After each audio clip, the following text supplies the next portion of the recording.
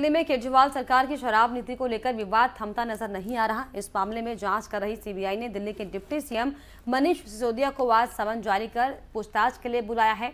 अपने नेता से पूछताछ के विरोध में आप के कार्यकर्ता सीबीआई दफ्तर के बाहर प्रदर्शन करने पहुंचे। आपके राज्यसभा सांसद संजय सिंह ने कहा कि कुर्ता फाड़ दिया और एक सांसद के साथ जुर्म हो रहा है। उन्होंने कहा कि आज मनीष सिसोदिया को गिरफ्तार करने की साजिश का जवाब जनता अपने वोट से देगी। इस दौरान सांसद संजय सिंह को पुलिस ने हिरासत में ले लिया। आपको बता दें कि मनीष सिसोदिया सीबीआई मुख्यालय रवाना होने से पहले आम आदमी पार्टी के दफ्तर पहुंचे और यहां से वो सीधा आप नेताओं के साथ राजघाट पहुंचे। राजघाट पहुंचकर उन्होंने महात्मा गांधी को श्रद्धांजलि अर्पित की। सिसोदिया ने इससे पहले कहा कि इनकी तैयारी मुझे गिरफ्तार करने की है। घर में रेड की, गांव में रेड की, लेकिन कुछ नहीं मिला। उन्होंने पूरे मामले को फर्जी बताते हुए कहा कि ये मुझे जेल में डाल रहे हैं जिससे कि गुजरात ना जा सकूं। दिल्ली के डिप्टी सीएम ने कहा कि गुजरात में स्कूल का हाल बेहाल है और युवा बेरोजगार है। इन लोगों ने आज मुझे सीबीआई में बुलाया है। इनकी तैयारी अब मुझको गिरफ्तार करने की है। इन्होंने पहले सीबीआई रेड कराई मेरे इस घर में। इनको उसमें कुछ नहीं मिला, एक पैसे का कोई भ्रष्टाचार नहीं मिला इनको मेरे घर में। उसके बाद इन्होंने मेरे बैंक लॉकर की जांच कराई, बैंक लॉकर छाने सीबीआई ने। वहाँ पे इनको कुछ नहीं मिला। इनको लग रहा था वहाँ कोई प्रॉपर्टी के दस्तावेज मिलेंगे, कैश मिलेगा, गोल्ड मिलेगा। वहाँ कुछ नहीं मिला। मेरे बैंक लॉकर में कुछ नहीं मिला।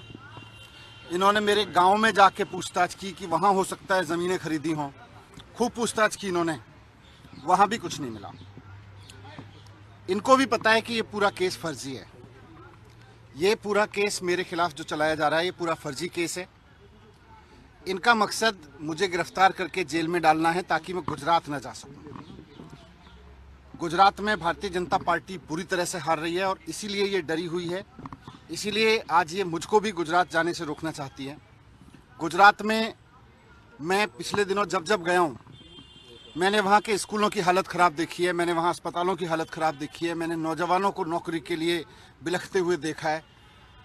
मैंने वहाँ लोगों की बहुत बुरी हालत देखी है गुजरात में। और आज गुजरात में लोगों को उम्मीद है अरविंद केजरीवाल जी से। आज लोगों को हमने जाके कहा है गुजरात में कि गुजरात में आम आदमी पार्टी की सरकार बनाओ। आपके भी स्कूल दिल्ली के स्कूलों की तरह अच्छे होंगे, आपके भी अस्पताल दिल्ली के अस्पतालों की तरह अच्छे होंगे, आपके यहाँ भी बिजली के बिल ज़ीरो आएंगे, आपके यहाँ भी ईमानदारी से नौकरियाँ लगेंगी और लगेंगी। तो ये आज हमने गुजरात में कहा है और गुजरात के लोगों को इस पर भरोसा है। इसीलिए बीजेपी बुरी तरह से हार रही है और ये मुझे जेल में डाल के रखना चाहते हैं। मेरे खिलाफ ना कुछ निकला ना कुछ निकलेगा और अब मुझे जेल में भी डाल देंगे तब भी। आज गुजरात का बच्चा बच्चा चुनाव लड़ रहा है। आज गुजरात का आम आदमी चुनाव लड़ रहा है। इस बार गुजरात का चुनाव गुजरात के लोग एक आंदोलन की तरह, शिक्षा के आंदोलन, स्वास्थ्य के आंदोलन, बिजली के आंदोलन की तरह लड़ रहे हैं। मुझे जेल में डालने से ये गुजरात में भारतीय जनता पार्टी की हार को बचा नहीं पाएंगे। जैसे आप चुनाव में जाते हैं आज भी उसी तरीके से लग रहा था कि आपको विदा कर रहे हैं परिवार वाले, क्योंकि और भगत सिंह कहा, आपको खुद मुख्यमंत्री ने भगत सिंह कहा। ये मेरे परिवार का प्यार है, मेरे परिवार का मेरे ऊपर आशीर्वाद है कि मैं ईमानदारी से काम करता हूँ, कट्टर ईमानदारी, कट्टर देशभक्ति से काम करता हूँ। और भगत सिंह जी के रास्ते पे चलते हुए हमने स्कूल बनाए, अस्पताल बनाए हैं, ईमानदारी से काम किया है। ये गुजरात को नहीं बचा पाएंगे, गुजरात में भी। घाटी में बीते कुछ समय से कश्मीरी पंडितों की घात लगाकर हत्या की जा रही है। ऐसे समय में जम्मू कश्मीर के पूर्व मुख्यमंत्री और नेशनल कॉन्फ्रेंस के अध्यक्ष फारूक अब्दुल्ला ने कहा कि घाटी में टारगेट किलिंग कभी बंद नहीं होगी।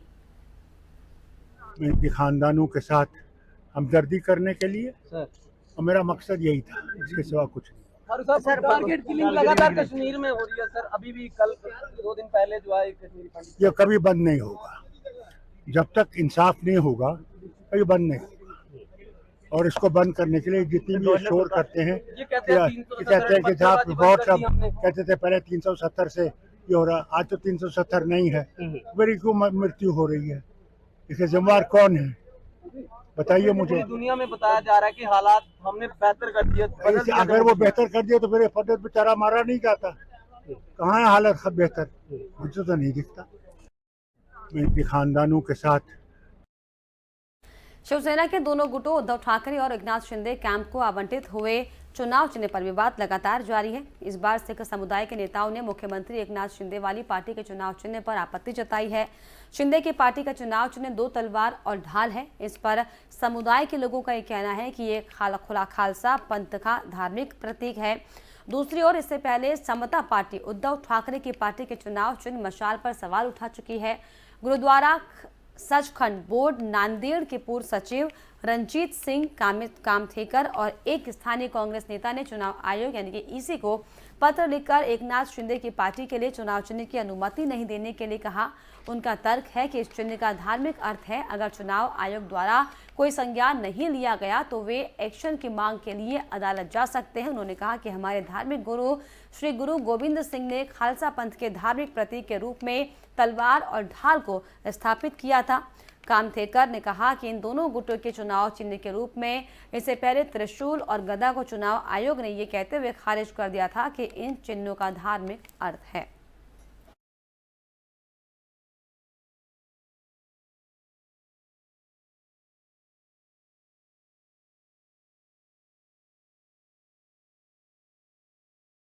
रेलवे ने 2021-22 में विशेष ट्रेन सेवाओं से 17,526 करोड़ रुपए की कमाई की है। इस फाइनेंशियल ईयर के कुल यात्री राजस्व का करीब 45% है। ये जानकारी सूचना के अधिकार के तहत पूछे गए एक सवाल के जवाब में मिली है। रेलवे ने मई 2020 में कोरोना वायरस महामारी के बीच जब यात्री ट्रेन सेवाएं बहाल की थी तो केवल विशेष ट्रेन सेवाएं ही शुरू की गई थी। इसके पीछे मकसद था कि महामारी के दौरान कम लोग यात्रा करें। गौरतलब है कि आमतौर पर त्योहारों या फिर ऑल इंडिया लेवल पर होने वाली परीक्षाओं या फिर कुछ विशेष अवसरों पर चलाई जाने वाली विशेष रेलगाड़ियों का किराया अधिक होता है। रेलवे ने महामारी आने के बाद से अपनी सभी सेवाओं का परिचालन विशेष ट्रेन सेवा के नाम से शुरू कर दिया था। नवंबर 2021 में इसकी सामान्य सेवा बहाल हुई।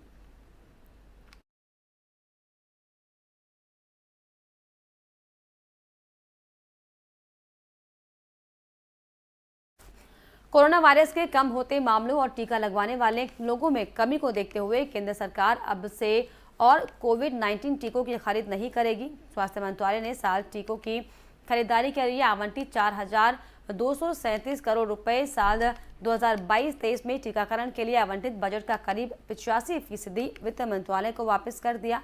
सूत्रों के मुताबिक 1.8 करोड़ से ज्यादा टीके की खुराकें अभी भी केंद्र और सरकार के स्टोरेज हाउस में मौजूद हैं, जो कि अगले 6 महीनों तक टीकाकरण अभियान चलाने के लिहाज से पर्याप्त हैं। सूत्रों ने कहा कि कोविड-19 के मामलों को घटने के कारण टीका लगवाने वाले लोगों की संख्या में कमी आई है और अगर सरकार के पास टीका खत्म हो जाता है तो भी ये बाजार में उपलब्ध होगा।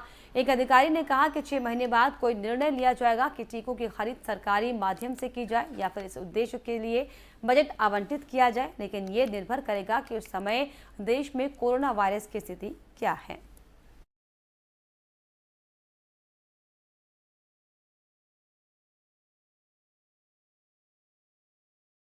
और इसी के साथ इस बुलेटिन में फिलहाल इतना ही। देश और दुनिया की तमाम खबरों के लिए आप देखते रहिए FM न्यूज़। नमस्कार।